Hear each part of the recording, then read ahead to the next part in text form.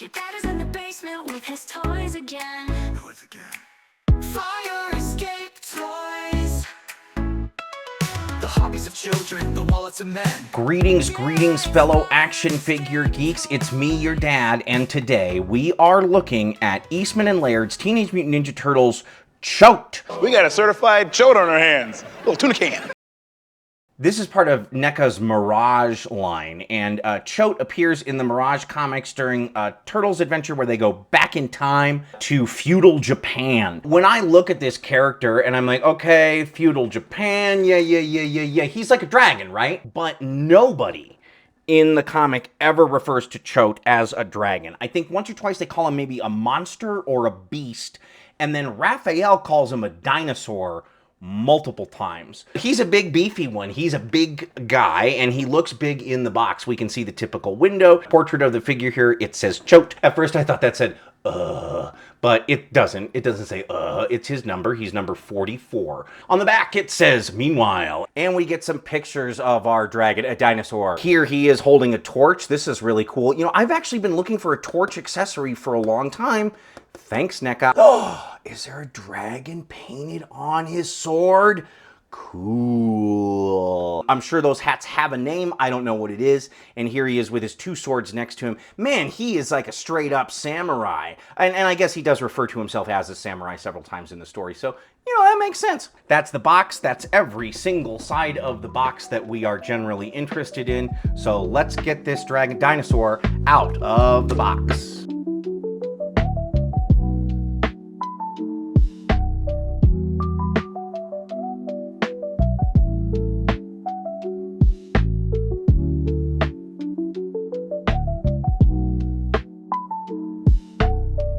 CHOTE, the CHOTEster.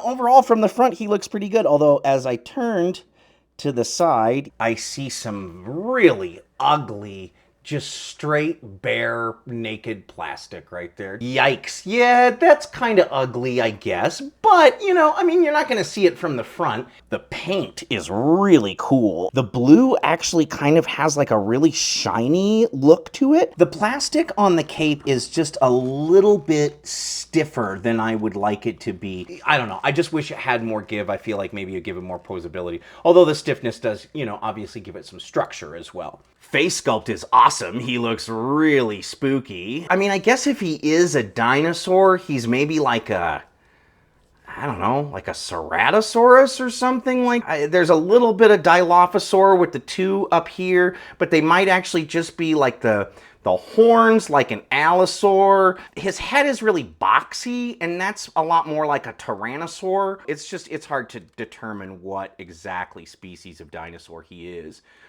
Maybe he's a dragon. Whoa! His mouth opens and it looks great. Legs are big and beefy. How much bend does he get to them? He gets a decent amount of bend. It's kind of hard to explain, but it's like a knee joint that's attached to a peg that rotates in the socket of the thigh. So it's an interesting build, and you do get that much bend out of the knee. Skip, skip, skip, skip, skip, skip, skip. Is it weird that he doesn't have a tail?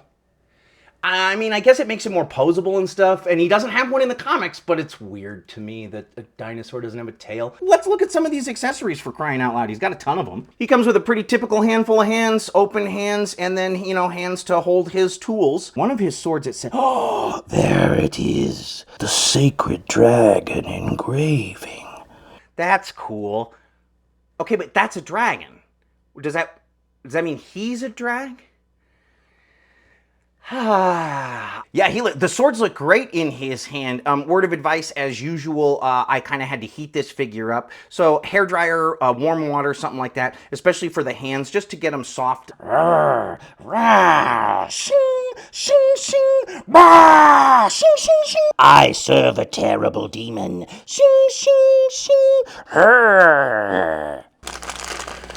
Let's see. It's like a whole robe with hood and clasp. Let us drape him in his finery. Okay, the hood's gonna need some play, but the cape looks awesome. Once it kind of sits on the shelf for a while and gets the wrinkles out, it's gonna look really, really cool. I think we'll put This is the traditional way that samurais carry their swords, is they get some elastic and then they tuck the swords into their elastic waistband. That's how all samurai do it. It's kind of like when you put your Saturday Night Special in your sweatpants to go to the liquor store. That's a good analogy for samurai. Now let's put this super cool hat on him.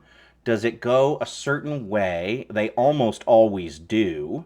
Because once I tuck it under his head, yeah, it gets a little bit back further over. Wow. Yeah, awesome. So, you know, here he is in full finery. He's got his hooded cape on and he's got his hat. Can his hood go over his hat? A little. He's got his swords tucked into his waistband. He's got his torch, which actually is a really great looking accessory. And that is CHOTE from the Teenage Mutant Ninja Turtles Mirage line from NECA Toys. My criticisms are so tiny. Couple of bare plastic spots on the elbows. All of the accessories are awesome. He's also a really just unique looking figure, a dinosaur samurai. He's not a super well-known character even in the Teenage Mutant Ninja Turtles lore, but if you're one of those people that just likes cool animal figures, like some of the other ones I've reviewed on my channel lately, then this guy will fit right in and you don't need to know he's a Ninja Turtle. You're just like, whoa, dinosaur samurai, that guy looks awesome. So I would say this is definitely a pickup. Now, can you please send me back to my own time? I want to be with my dinosaur friends in feudal Japan.